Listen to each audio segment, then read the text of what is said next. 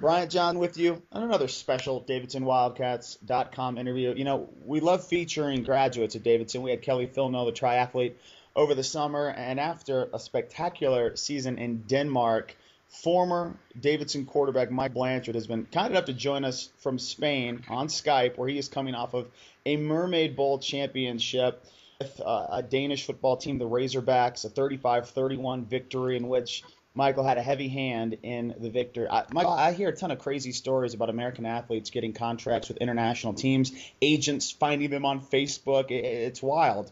What exactly happened 3 days after you graduated from Davidson that led you to Denmark? Well, I decided very early on in my senior season that I did not want to be done with the game of football. So I found a website on the internet called europlayers.com, and it is similar to Facebook in the sense that you create a profile and European teams go on there and they list the positions they're seeking, and so you can do a search based on that.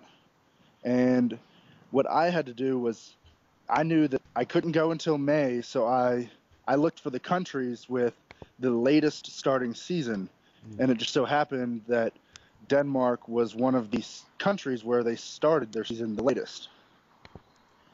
So you get the offer, you fly over immediately. How much time do you have to practice and prepare for the season? I had one practice on Thursday, a throw session on Friday, and a walkthrough right before the game to prepare for the second best opponent in the league. So are you starting in that game? Yes, I kind of got off the plane, had 2 days to adjust, and then jumped on the field.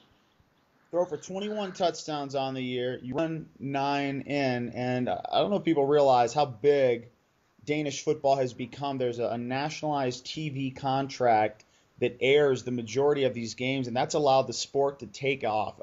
Tell me you didn't have any of this knowledge and you were able to kind of block out everything. What kind of attitude did you have walking into your first game as a starter for a sport that's really begun to blossom in Europe? Well, to be honest, I was pretty nervous because it had been a little time since I had last set center and played quarterback, but once the game started going, I saw that we were having some success, and then my fears kind of dissipated and just went with the flow and was able to find success early and continuously throughout the game. This is a sport that's created a Hall of Fame. In 2006, Morten Andersen was inducted, and there's a lot of interest outside of soccer and in Danish football. What was something that caught you off guard when you were just walking through the streets or chatting with members of Danish society about this sport, when you realized personally how big Danish football had become? Well, I think it's really interesting that amongst the people who play Danish football, and then some among other people as well, but everyone in the Danish football community knows each other. So you play against every team almost, or you play against the different teams, and whether it is because many of the people played on the national team together or just for one reason or another, they know everyone. Which struck me as odd and just interesting because I'm used to, I guess in the Pioneer League, it's so rare to know someone because we're spread out over across the entire country.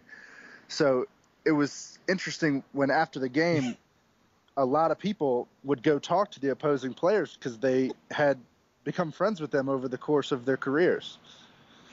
So after a game, I'm sure there's time for some socializing as well, and that's been a great asset for playing in Denmark. I mean, the trips to the Carlsberg Brewery and some of the I guess social opportunities that have existed. When you're walking through a brewery like that, 18,000 different beer bottles from a country that takes such pride in that craft of an industry, and you're there with your teammates, how much excitement comes from those moments, being in Copenhagen, having your family there, taking a tour of these breweries, and also playing football for a team that went and won the Mermaid Bowl? I mean, it's certainly unlike anything else that I have done in my life. And any team that you're on, you create bonds that you don't get in other parts of life or other parts of society even. So I was really able to create relationships, and so to go through these once of a lifetime opportunities, not only by myself but with these people who are now some of my best friends, was really special. You win the Mermaid Bowl.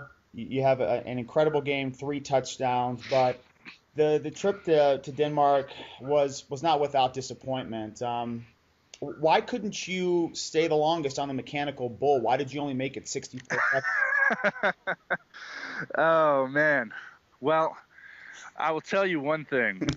My sister claims that she has done this in Charlotte before, because I guess one of the bars, called, like Howl at the Moon or something, has a mechanical bull. So I'd heard all these stories before, and I expected it to be so much easier than it actually was.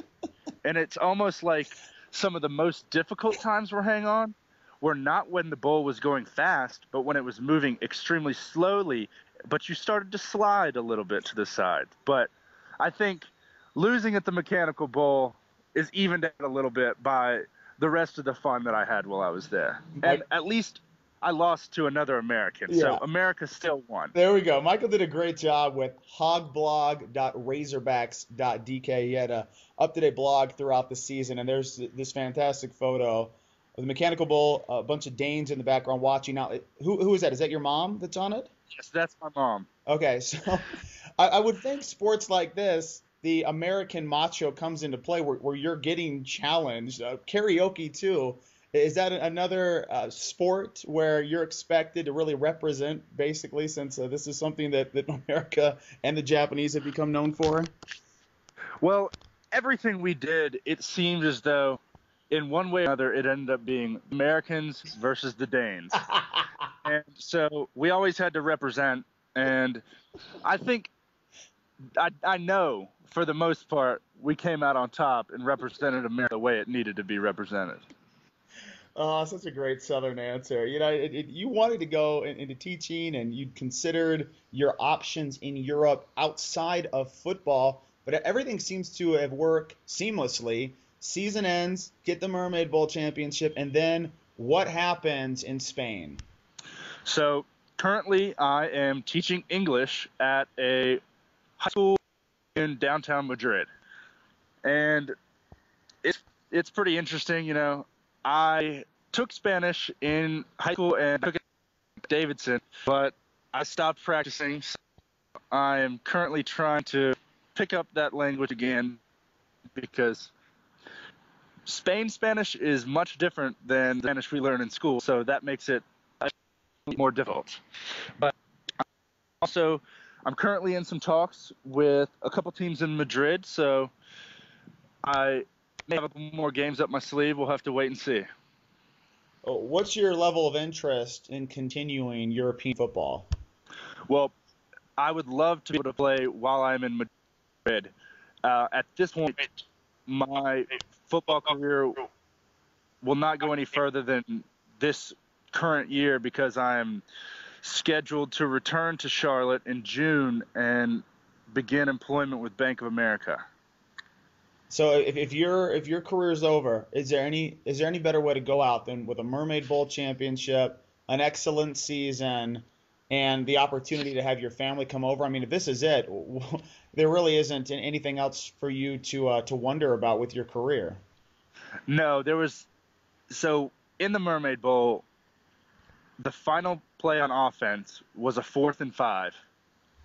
And sitting in the huddle, and as I'm walking up to the line of scrimmage, I'm just continuously thinking in my head, this will probably be your last play of football. How do you want this to turn out? And there was such pressure, but yet at the same time, I had gotten to the point where I knew that it was going to be successful. And so for us to not only get the first down, but then for my receiver Henrik to break a tackle and run it in for the touchdown, I certainly could not ask for any better way to end. You know what's so stirring about that play? The cornerback who was trying to protect the in route to Hendrick looked like he was so stunned that you made that throw to the outside. You make a left hash mark throw across your body at an angle towards the deep sideline on 4th and 5 that hit Hendrick right below his waist on the outside part of his body. Cornerback had no shot to make that play. When you're getting ready to make that throw, is that what was going through your head? Like, if I'm going to go out, I'm going to go out making a damn difficult throw in the championship game in Denmark, and I'm going to fit this in there. Well, I knew that the defender the D lineman got near me, so I knew that I had to evade. And then once I was able to look downfield a little bit more, I just knew that he was my best option. I knew that at the very least we would get the first down, and I mean, he pretty much did the rest there. With the horns honking at the conclusion of another bustling and busy day in downtown Madrid, Michael Blanchard kind enough to chat with us on DavidsonWildcats.com. Storied career, and it's only starting on the professional side for you, Michael. We really appreciate you taking the time to chat with us. Thank you very much. It's Michael Blanchard, former QB with the Davidson Wildcats, doing his thing in Europe. And again, if you get the chance to check out his blog, I would recommend doing so. hogblog.razorbacks.dk. Make sure to go and read about all of his musings today.